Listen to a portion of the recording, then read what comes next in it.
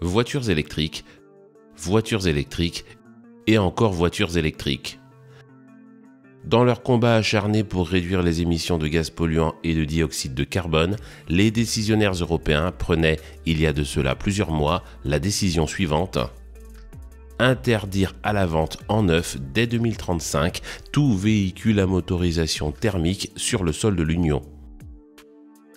Dans une ferveur incitant à la réflexion sur le nombre de neurones de ses dirigeants, ou encore l'existence de raisons sous-jacentes bien peu avouables, l'Association des constructeurs européens d'automobiles entérinait cette décision dès le lendemain de son annonce officielle.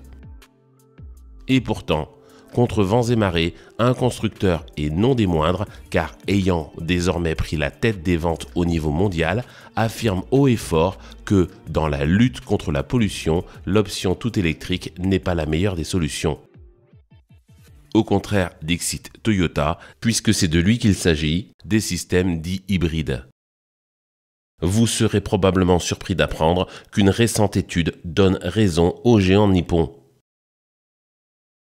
Mais avant de s'y pencher, faisons un rapide rappel concernant les systèmes hybrides actuellement disponibles sur le marché. Un véhicule dit hybride combine deux types de motorisation: un moteur thermique et un ou plusieurs moteurs électriques. Les trois systèmes les plus couramment utilisés par les marques automobiles sont les suivants. Tout d'abord, le système d'hybridation classique. Le ou les moteurs électriques agissent comme motorisation principale ou unique au démarrage ou durant les déplacements à faible vitesse. Dans les autres conditions de roulage, tant la contribution du moteur thermique que du moteur électrique sont constamment ajustées pour garantir le meilleur niveau de rendement et de performance. Cette configuration permet la récupération d'énergie lors des phases de freinage. Une batterie de faible capacité sert de réservoir tampon. Si le système le plus courant voit un moteur thermique et un moteur électrique entraînant un même axe au niveau de la transmission, certains véhicules sont équipés de moteurs électriques indépendants à l'arrière et d'un moteur thermique principal à l'avant. C'est le système qu'embarquait la première génération de Toyota Prius, par exemple. Deuxième solution. Un système nommé Mild Hybrid pour hybride léger voit un moteur thermique assisté par un alterno-démarreur. Celui-ci a pour fonction principale de récupérer l'énergie cinétique lors des freinages et de redémarrer le moteur en mode stop-start. Dans certains cas, il peut également servir à aider le moteur thermique dans les phases de démarrage ou de grosse accélération. La dernière catégorie d'hybride permet, quant à elle, de recharger la batterie sur secteur comme un véhicule 100% électrique. Ces véhicules sont parfois reconnaissables à leur logo PHEV pour Plug-in Hybrid Electric Vehicle. Ils embarquent pour la plupart des batteries de forte taille. Certains d'entre eux atteignant une autonomie théorique de 50 km en mode tout électrique, il devient même envisageable de ne plus consommer de carburant fossile que lors des grands trajets. American Council for an Energy Efficient Economy. Fondée en 1980, cette organisation américaine à but non lucratif a pour objectif, dixit elle-même, de mener des recherches et d'élaborer des politiques de transformation pour réduire le gaspillage d'énergie et lutter contre le changement climatique. Parmi ces travaux, l'un concerne l'analyse de l'impact environnemental des véhicules du marché. Menée tous les ans, cette étude s'appuie sur la méthodologie suivante. Les résultats des tests des constructeurs automobiles concernant tout d'abord la consommation de carburant sont analysés en détail. Viennent ensuite les émissions en provenance de l'échappement. Celles-ci sont classées puis notées sur la base des données en provenance de l'Agence américaine de protection de l'environnement et du California Air Resources Board.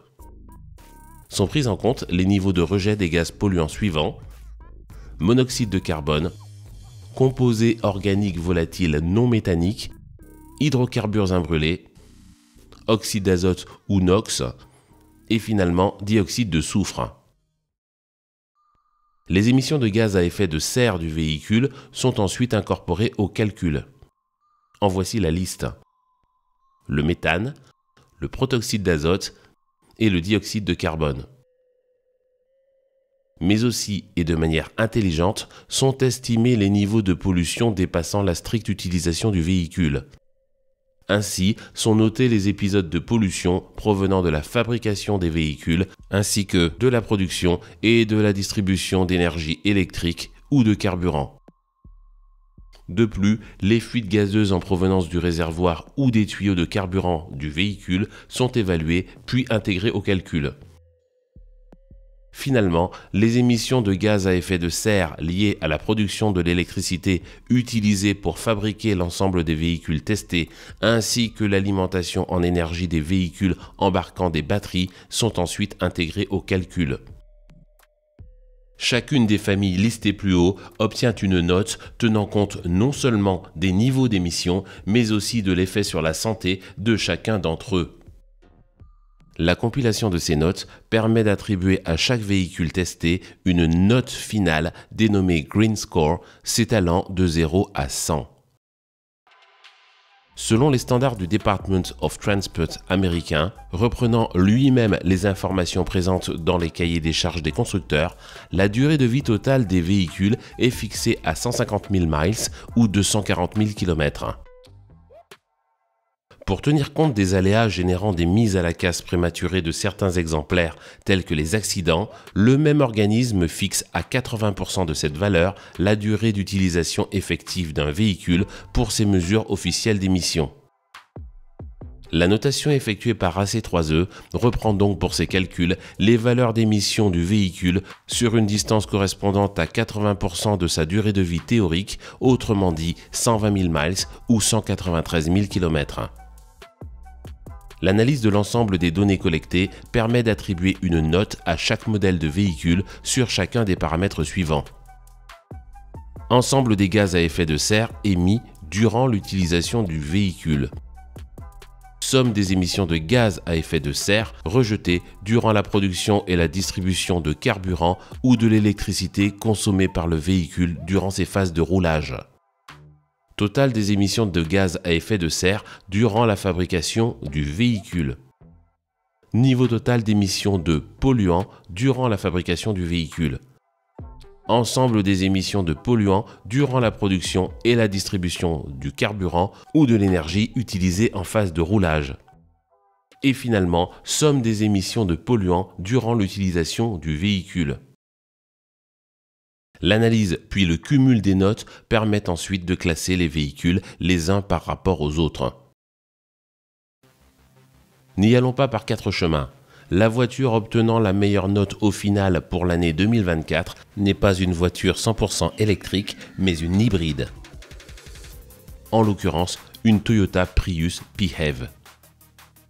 Victoire donc par KO pour le constructeur nippon, qui, rappelons-le, par la bouche du président directeur général de son entité Toyota Research Institute, Gill Pratt, expliquait il y a de cela plusieurs mois que le remplacement à court ou moyen terme de tous les véhicules thermiques par des véhicules 100% électriques serait simplement impossible. Mais qu'aussi, et l'étude d'AC3E en fournit une éclatante démonstration, dans la lutte contre les émissions de gaz à effet de serre, la production de véhicules hybrides permettait d'arriver à des valeurs de rejet de CO2 par véhicule inférieures à une stratégie basée sur le passage au 100% électrique.